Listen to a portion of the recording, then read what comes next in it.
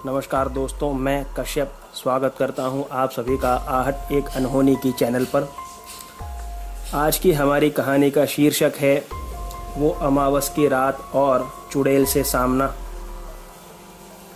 कहानी में आगे बढ़ने से पहले अगर आपने मेरी चैनल को अभी तक सब्सक्राइब नहीं किया है तो अब कर लीजिए। मैं हर हफ्ते 5 नई कहानियाँ लेकर के आता हूँ आप लोगों के लिए, तो बेल आइकन दबाना ना भूलें ताकि आपको हर कहानी का नोटिफिकेशंस पहले ही मिलता रहे। तो आइए बढ़ते हैं हमारी कहानी की तरफ। ये कहानी है एक कपल रवि और पूजा की। रवि और पूजा दोनों नवी मुंबई में रहते थे। रवि का इलेक्ट्रॉनिक्स का कारोबार था और पूजा कोचिंग क्लासेस चलाती थी।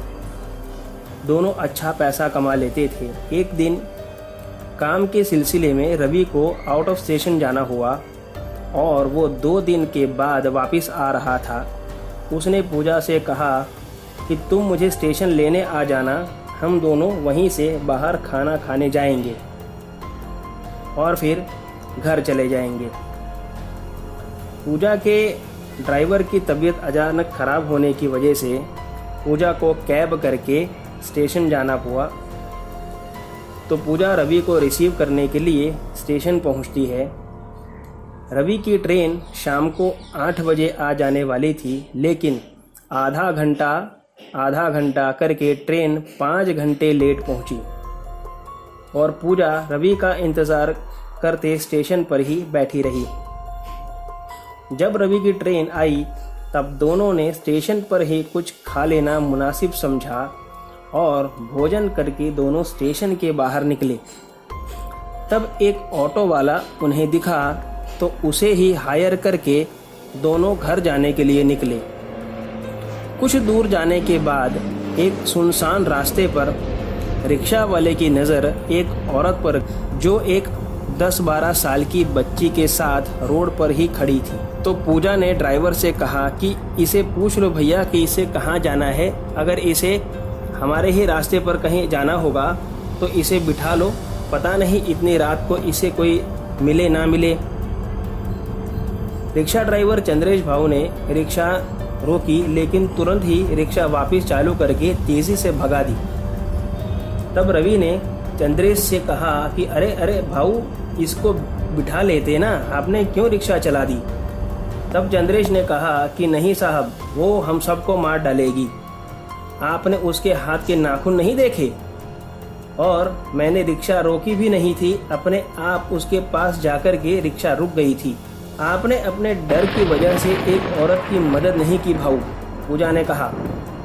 उतने में ही तीनों ने देखा कि वही औरत अपनी बच्ची को साथ लेकर रोड के बीचों बीच खड़ी थी।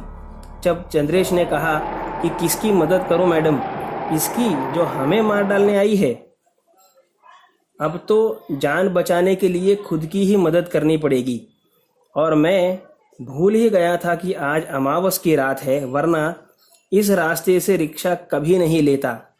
कई रिक्शा वालों के साथ में इस रास्ते पर ऐसी दुर्घटनाएं हुई हैं। चंद्रेश ने रिक्शा उस चुड़ैल के पास से ही तेजी से भगाई और कहा कि कोई भी हाथ रिक्शा के बाहर नहीं निकालेगा। बार बार वही चुड़ैल चंद्रेश की रिक्शा के सामने आके खड़ी होने लगी और अब वो जोर जोर से हंसने भी लगी और चिल्लाते हुए कहा कि कितना भागेगा तू। चंद्रेश ने रिक्शा तेज चलाते हुए उसे रोड के किनारे बने एक छोटे से मंदिर के पास रोक दी और नीचे उतरकर एक धागा लेकर रिक्शा के चारों ओर बांध दिया और रवि पूजा से कहा कि अब वो रिक्शा में नहीं आ पाएगी। फिर चंद्रेश ने रिक्शा चलाना शुरू किया। तब फिर से माँ बेटी रिक्शा के साथ साथ ही चलते नजर आए, जैसे कि वो रिक्शा से ही बंधे हों। चंद्रेश ने रिक्शा नहीं रोकी और चलाता रहा। थोड़ी देर बाद सब शांत हो गया। तब रवि और पूजा का घर भी आ गया। रवि ने चंद्रेश से कहा कि आज की रात तुम हमारे घर ही रुक जाओ, तुमने हमारी जान बचाई है और वापस इस रास्ते से तो अब हम तुम्हें नहीं जाने देंगे। तब चंद्रेश ने कहा कि नहीं सर, मैं आपके घर नहीं रुकूंगा, लेकिन अगर आप मुझे इजाज़त दें तो क्या मैं आपकी सोसाइटी के कंपाउंड में रुक जाऊं? सुबह होते ही चला जाऊंगा। रवि ने उसे रुकने के लिए परमिशन दे दी और पूजा ने चाय बना कर दी। सुबह होते ही चंद्रेश वापस चला गया अपने घर। तो दोस्तों, कैसी लगी आपको आज की कहानी मुझे कमेंट बॉक्स में ज़रूर बताइए, और अगर आपके पास भी ऐसी कोई कहानी है तो मेरे ईमेल पर ज़रूर शेयर करें। मेरा ईमेल डिस्क्रिप्शन बॉक्स में दिया हुआ है। दोस्तों, मिलते हैं अगली कहानी में।